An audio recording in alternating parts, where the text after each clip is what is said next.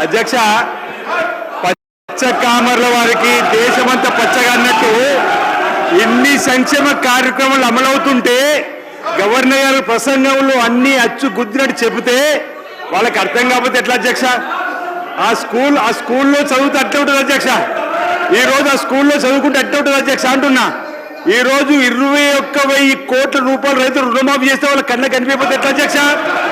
ఈ రోజు ఆడ తల్లులు 149 కోట్ల ప్రయాణం చేస్తే వాళ్ళకి కనిపించకపోతే ఎట్లా అధ్యక్ష? గృహజ్యోతి అధ్యక్ష 200 యూనిట్లు జగదీశ్వర్ రెడ్డి గారు ఊర్లో వెళ్దాం అధ్యక్ష. పల్లెటూర్లలో 95% గృహజ్యోతి అమలవుతుంది అధ్యక్ష. 200 యూనిట్లు. మహాలక్ష్మి స్కీము 21,000 కోట్ల అధ్యక్ష. మొన్న మా బట్టి విక్రమార్క గారు అంతర్జాతీయ మహిళా దినోత్సవం చెప్పిండు.